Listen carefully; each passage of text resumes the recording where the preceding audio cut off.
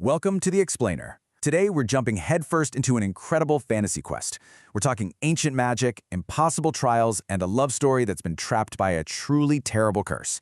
And it all kicks off with one single, devastating line. And this right here, this is the curse that sets our entire adventure in motion. See, this isn't just some vague prediction.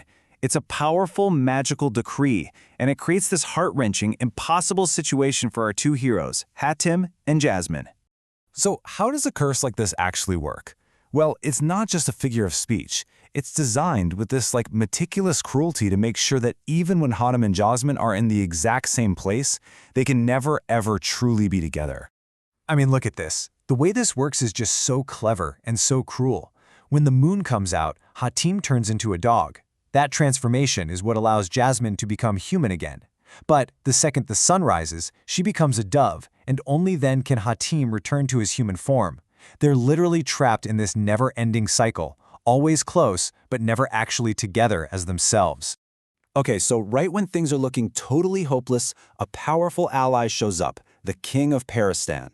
He knows what's going on, and he arrives with this tiny little sliver of hope. There is a way to break the curse, but it's going to be incredibly dangerous. Yeah, this is not going to be a simple fix. The sorceress who cast the spell, Rubina, she's been gone for 1,000 years. So to even find her, Hatim has to travel into the past through a mythical door of time. And here's the real kicker. It's a one-way trip. Once he goes, there's no coming back. And even with those impossible odds, knowing he has to leave his friends and his entire world behind forever, Hatim accepts. He and his loyal companion, Hobo, set out to find this door to the past. So his magic book guides him, telling him that the Door of Time is hidden way up in the Northern Ice Valley. And this isn't just any old portal, it's a one-shot deal. You get to use it once in your entire life, and that's it.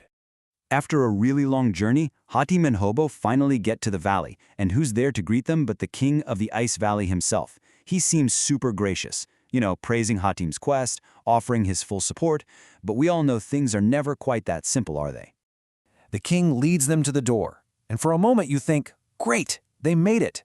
But then he reveals this huge catch, a secret that has stopped every single person who has tried to use this portal for centuries. And this is where the entire quest just gets completely turned on its head. The door is useless without 5 keys, and the king only has 2 of them. The other 3? They're lost in these super dangerous, far-off lands, and yeah, everyone who's ever gone looking for them has never come back. And here is the big twist. The king isn't helping Hatim out of the goodness of his heart. Oh no, he's just using him as a pawn. The plan is to let Hatim do all the hard, dangerous work, and as soon as he gets back with the keys, the king is going to turn him into an ice statue and take all the keys and mastery over time for himself. And poor Hatim has no idea this is happening. He's totally unaware of the betrayal. He just takes the map from the king and sets off for the first key. Their destination is the land of Zaharistan, and right away, the journey is just packed with danger, including a fight with a giant sea monster. So, after they somehow survive this sea monster and a swarm of deadly snakes, they finally reach the shores of Zaharistan. And that's where they meet the land's formidable guardian. Her name is Zarina, and she is the protector of the first key, the Nagmani. She lays it out for Hatim. This key isn't something you can just find. It has to be earned. He has to pass a series of trials to prove his courage and his character. And failure is not an option. It means certain death. And this isn't just one test. It's 3 interconnected challenges. It's like a chain reaction of impossible tasks. First, he has to tame a demon bull. Then, he has to use that same bull to plow a field. But to even get the seed to plant in the field, he has to snatch it from a tree that's being guarded by a lethal snake. And you know what? Hatim totally rises to the occasion. He bravely fights and actually manages to subdue this powerful demon bull, proving his strength and passing that first test. But the next parts of the trial are where things start to get really complicated. So while Hatim is getting the bull ready for plowing, his loyal friend Hobo, bless his heart, decides he's going to help out. He's going to get the seed himself. In this moment of overeager bravery, he just rushes towards the guarded tree, completely underestimating the danger. And this one impulsive action from Hobo is about to change absolutely everything. It turns what was already a difficult quest into a desperate, frantic race against time. Just as he grabs the seed, bam! The snake strikes and bites Hobo. The venom is deadly, and it works fast. And that's when Zarina reveals the most terrible irony of all. The only antidote is the Nagmani itself. Suddenly, the quest for the key is now a quest to save Hobo's life.